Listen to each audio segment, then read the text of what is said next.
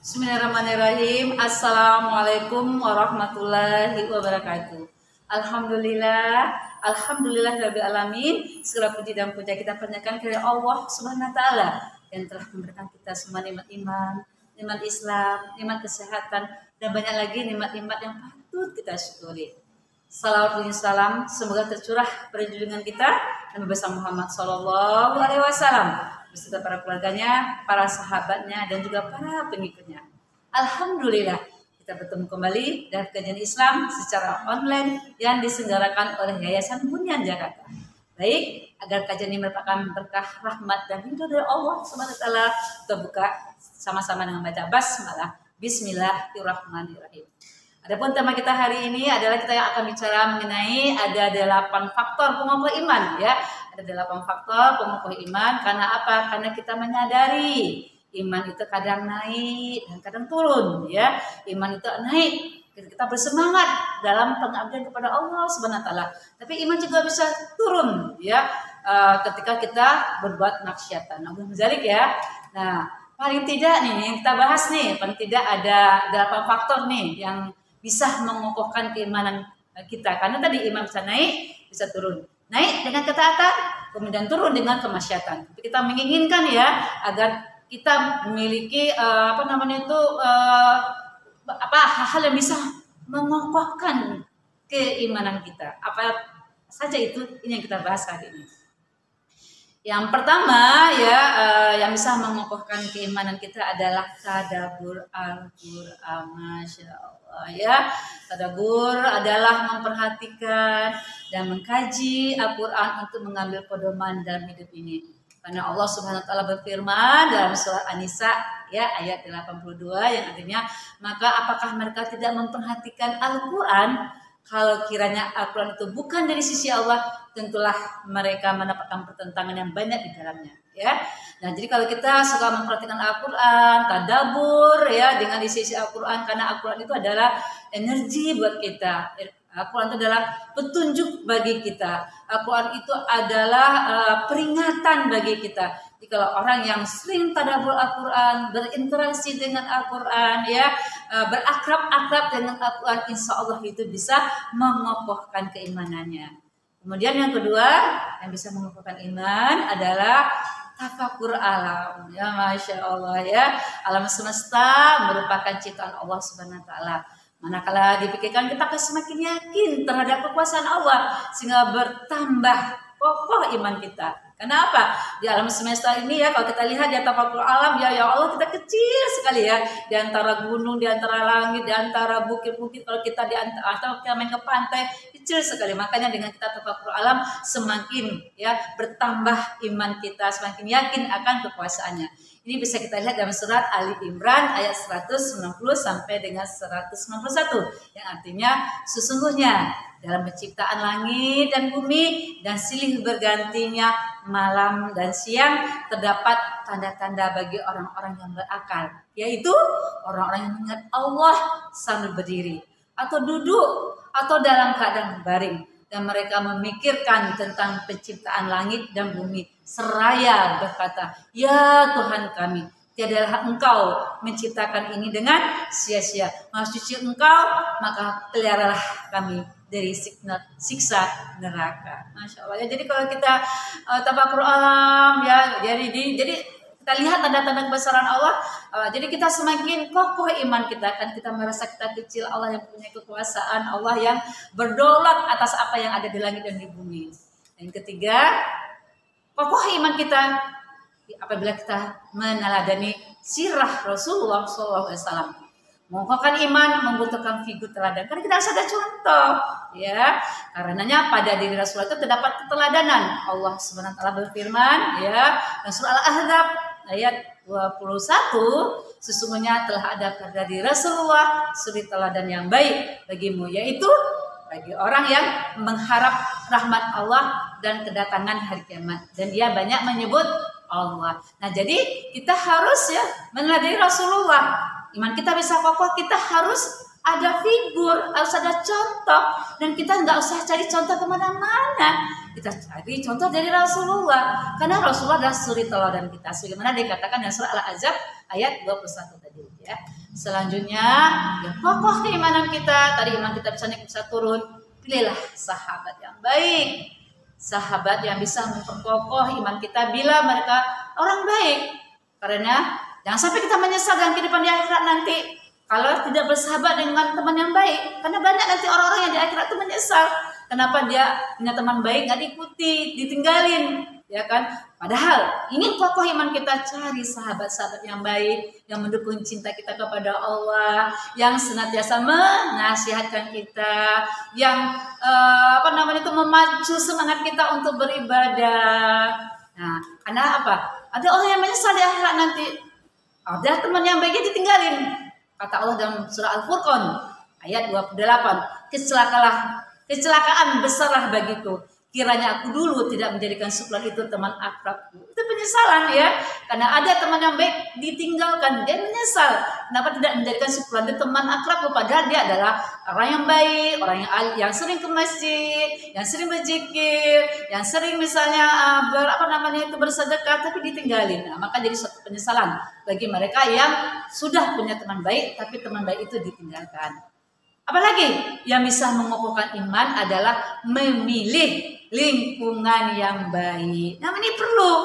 Lingkungan yang baik itu bisa mendukung keimanan kita. Ya, suasana yang islami yang merupakan lingkungan yang amat penting dalam upaya memperkokoh iman. Karenanya hal itu harus dibentuk. Salah satunya adalah melalui pergaulan yang baik. Rasulullah SAW bersabda, seseorang itu mengikuti agama kawannya. Karena itu perhatikan kepada siapa orang itu berkawan. Ya, hadis riwayat Tabrani. Jadi kita kalau misalnya lingkungan kita baik, lingkungan Islami, lingkungan yang berpacu, berlomba-lomba dalam kebaikan, berlomba-lomba dalam urusan akhirat, insya Allah kita juga akan ngikut. Karena kita akan mengikuti agama teman kita, kawan kita. Makanya perhatikan dengan siapa kita berteman, dengan siapa kita berkawan. Karena lingkungan yang baik itu akan mempengaruhi kita. Ya, hindari, ya, jauhi lingkungan yang tidak baik. Yang keenam, ya, kokoh iman kita adalah kita juga ikut mencegah kemungkaran. Iman bisa lemah dengan kemungkaran. Kenapa? Banyak maksiat. Karena banyak maksiat, makanya iman kita tuh jadinya turun, lemah. Oleh karena itu, cegah kemungkaran. Kalau kita mencegah kemungkaran, insya Allah iman kita kokoh. Kenapa? Kita ada rambu-rambu. Oh, ini baik, ini sesuai syariat, jalankan. Oh, ini maksiat, ini bisa melemahkan iman, ini adalah dosa, tinggalkan. Kalau orang yang bisa memperhatikan mana yang baik, dia lakukan, kemudian dia tinggalkan yang buruk, dia tinggalkan kemungkaran, dia tinggalkan maksiat, insya Allah itu nanti bisa dia terjaga dari hal yang tidak baik. Ya, kenapa? Ya, kita juga harus berperan juga mencegah kemungkaran, karena umat Islam ini adalah umat yang terbaik. Ada kemungkaran-kemungkaran di tengah-tengah kita, kita jangan tinggal diam. Kita juga berperan untuk mencegah kemungkaran, karena kita adalah umat yang terbaik. Sebagaimana kata Allah dalam surah Ali Imran ayat 110. Kamu adalah umat yang terbaik yang dilahirkan untuk manusia, menyuruh kepada yang makruf dan mencegah dari yang mungkar, dan beriman kepada Allah. Sekiranya ahli kitab beriman, tentulah itu lebih baik bagi mereka. Di antara mereka ada yang beriman dan kebanyakan mereka adalah orang yang fasik. Nah, surah Ali Imran 300. Surah Ali Imran ayat 110 ya. Kamu adalah umat yang terbaik. Jadi umat yang terbaik itu adalah dia menyuruh yang baik, dia mencegah yang mungkar. Oleh karena itu cegah kemungkaran. Kalau kita mencegah kemungkaran ya, nanti lingkungan kita juga tercegah dari kemungkaran, insya Allah kita akan jadi baik.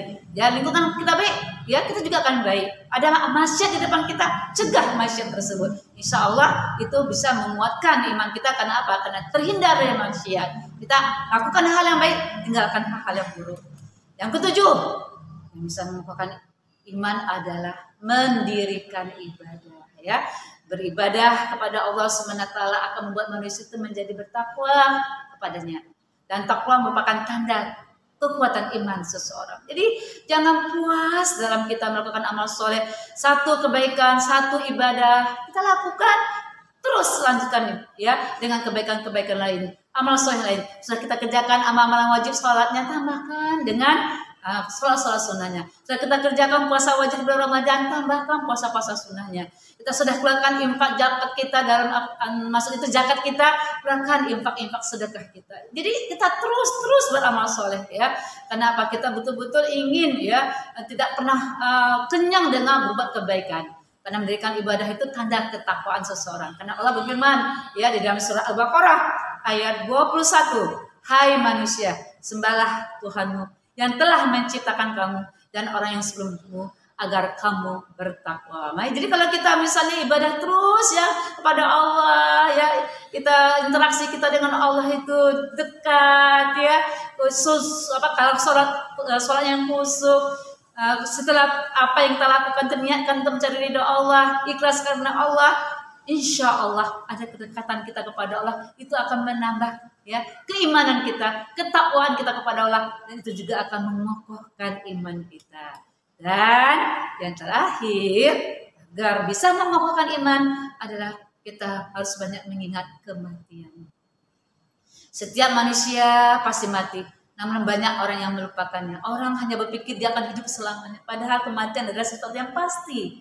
Ya, kalau yang lain itu dunia itu semuanya tidak pasti. Ada orang yang ada cita-cita, mungkin sudah berusaha, mungkin belum tercapai cita-citanya. Tetapi kampung akhirat kita, kematian itu adalah sesuatu yang pasti.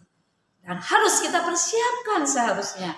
Tapi kadang-kadang manusia banyak melupakannya, sehingga tidak mempersiapkan diri dengan iman yang kokoh dan amal soleh yang banyak. Karena mengingat mati akan mengokohkan imannya. Orang yang suka mengingat mati adalah orang yang paling cerdas. Orang yang mengingat mati adalah orang yang bisa mengokohkan imannya. Karena Allah Subhanahu wa taala berfirman ya, hai orang yang beriman, bertakwalah kepada Allah dengan sebenar-benarnya takwa, dan janganlah kamu sekali-kali mati melainkan dalam keadaan beragama Islam. Surat Ali Imran ayat 102. Jadi kalau kita terus ya mengingat kematian, suatu saat nanti kita akan meninggal, kita akan mempersiapkan amal-amal terbaik kita. Kita akan pulang ya, di sini bukan tempat tinggal. Dunia tempat kita beribadah. Dunia tempat kita melakukan amal-amal kebaikan, sampai saatnya Allah memanggil kita pulang ke kampung akhirat kita pulang menghadap Allah dengan membawa bekal sebanyak-banyaknya. Bekal yang paling bagus adalah bekal takwa. Mungkin itulah para pemirsa semua yang saya sampaikan, ada 8 hal yang bisa mengokoh keimanan kita. Mudah-mudahan Allah memberikan kita kekuatan agar iman kita kokoh dan kita terhindar dari maksiat dan dosa.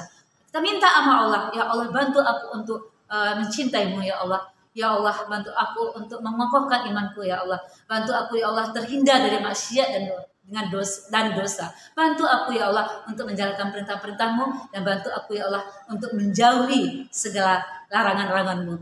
Ini tuh yang saya sampaikan. Salah khilaf saya minta maaf kepada pemirsa semua. Permintaan semua kepada Allah saya mohon ampun. Astagfirullahaladzim. Kita tutup sama-sama baca hamdalah. Alhamdulillahirabbil alamin. Wabillahi taufiq hidayah. Assalamualaikum warahmatullahi wabarakatuh.